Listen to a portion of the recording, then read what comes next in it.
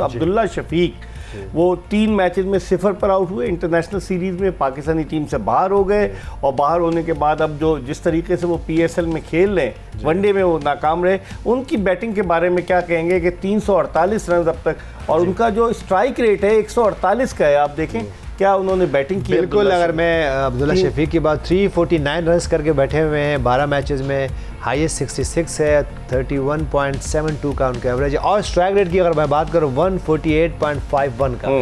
देखिए as a opener तो आपको समझ में आता है, आपको ठीक है, ये तो मिडिल ऑर्डर में आ रहा है। मिडिल ऑर्डर में ये 2 बैटर्स ऐसे हैं जिनका स्ट्राइक रेट बहुत ज़बरदस्त है, एक ये है और एक है हसन नवाज।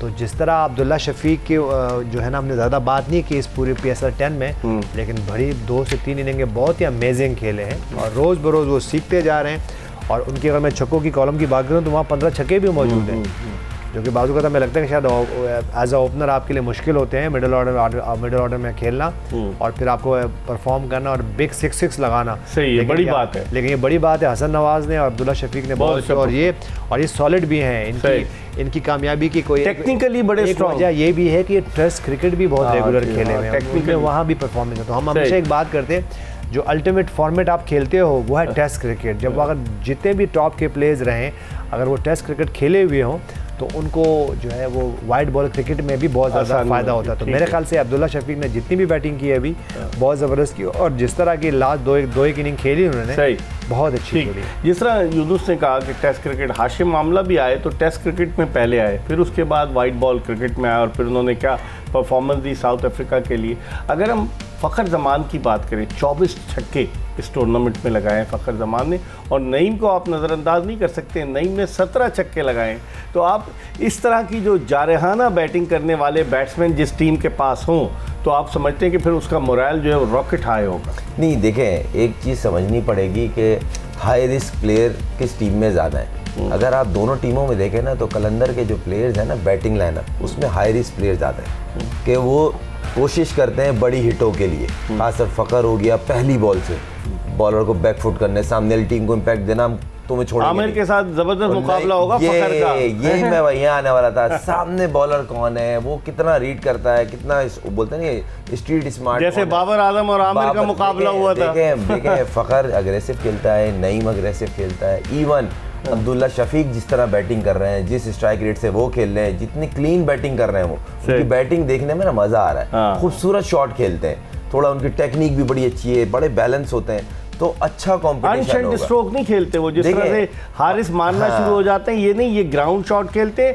और प्रॉपर स्ट्रोक खेलते हैं जो गेंद छक्के की होती है। हारिस से कहां मिला नहीं मतलब, लेकिन नहीं अब्दुल्ला शाह, हारिस पाकिस्तान का नहीं, मैं उसका विकेट कीपर है भाई, पाकिस्तान टीम का विकेट कीपर है वो। देखिए मैं डिसरिस्पेक्ट नहीं कर रहा, मैं टेक्निक की बात कर रहा हूँ, जमीन आसमान का फर्क है। अब्दुल्ला शफीक एक कंप्लीट टेक्निक वाला प्लेयर। अगर ये भी विकेट कीपर होते साहबजादा फरहान की जगह इनको भी रख लेते। यूनुस भाई विकेट कीपर होते और मैं भी विकेट कीपर। कीपिंग की है, मुझे पता है इन्होंने कीपिंग की है। तो खैर कहने का मकसद ये है कि अच्छा कंपटीशन देखने की एक वो बोलते हैं ना, बस एक चीज़ का मुझे ये है कि पिच अच्छी हो जिस पे हाई स्कोरिंग गेम। पिच में ये ना आउट के अर्ली ऑन टॉस हार गए तो मुसीबत पड़ गई। लेकिन लाहौर में इतनी गर्मी पड़ रही है, कल भी टेम्परेचर 42 डिग्री सेंटीग्रेड था। मुझे इस गर्मी में किस तरह की पिच बनेगी? मुझे एक तो मेरे वही आज भी मैं अपनी बात पकाया, टॉस जीते और बैटिंग प्रेशर फ्री बैटिंग करें, अच्छा बोर्ड पे डिसेंट टोटल करें, उसके बाद यूनुस आप क्या समझते हैं, इतनी गर्मी है, पिच किस तरह की तैयार होगी? पिच क्रैक कर जाएगी या पिच समझते हैं कि आप इतनी गर्मी में ड्राई विकेट होगी या बैटिंग के लिए साजगार विकेट फाइनल के लिए बनना चाहिए? एक बार भी ड्राई पिच होगी और जैसे हमने देखा है कि जो भी टीम टॉस जीती है, बैटिंग करी और रन्स कर रहे हैं, और हमें दूसरी टीम की बात करूं तो वहाँ से वो पार्टनरशिप को बिल्ड नहीं करते।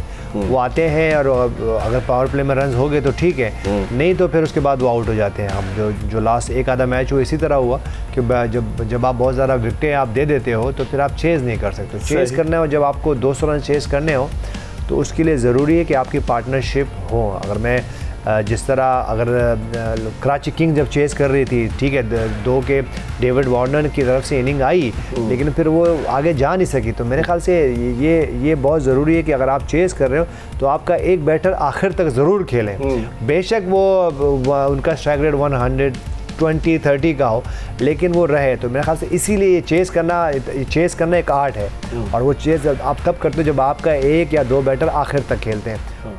और हमने देखा मैचेस में, इन मैचेस में जो भी चेस कर रही थी, इसीलिए ये हुआ ना कि जब आप वन साइडेड मैच इसीलिए होते हैं जब आपके बहुत सारे आउट होते हैं। आप प्लान करो, आप प्लान ये करें कि देखिए अगर ठीक है 200 रन भी आप चेस कर रहे हो तो फिर भी कोई ऐसा सच कुछ नहीं है, आप स्मार्टली पावर प्ले 10 का एवरेज होता है, नहीं आप पावर प्ले स्मार्टली खेलो, और फिर कहीं जाके कहीं ना कहीं 2-3 ओवर आपको बीच में मिलते हैं, लेकिन उसका वेट करना बहुत ज़रूरी है। आप अगर आपका कोई 8 रन का रन रेट हो और फिर सडनली आपको 1 आधा ओवर मिलता है, और हमेशा अगर इवन आप पहली इनिंग की भी बात करो तो हर ओवर में कोई 15-20 रन नहीं मिलते। अगर मैं एवरेज निकालूंगा तो कहीं जाके, जैसे आप कल की मैच की बात करें तो जो लास्ट 5 ओवर में 70 रन बने, 69 रन जी, तो तब कहीं जाके 200 रन हुए हैं। नहीं तो अगर वहाँ पे 70 रन नहीं होते तो 180 रन चेस कर रहे होते। तो और अगर आपका क्रूशल मैच हो तो 180 कहीं ना कहीं आके आप तो चेस कर जाते हो। तो मेरे ख्याल से आपको अगर आप पोस्ट कर रहे हो तो तब भी ठीक है, उस वक्त आपके पास लग्जरी होती है, आपका प्रेशर नहीं होता, आप जाके खेलते हो फ्री माइंड से। लेकिन जब आप चेस कर रहे हो तब भी आपको कहीं ना कहीं अपने दिमाग को इस्तेमाल करना है ताकि आप गेम में रहो जरूर। ठीक है, इस पर तो हम मज़ीद बात करेंगे। हम ब्रेक की तरफ जा रहे हैं, लेकिन ब्रेक से जब वापस आएंगे तो खुर्रम मंजूर से पूछेंगे। लेकिन ब्रेक की तरफ जाने से पहले आपको दिखाते हैं Surf Excel performance of the match. और ये किसकी परफॉर्मेंस थी कल के मैच में? शाहीन शाह अफरीदी की। आइए देखते हैं Surf Excel performance of the match.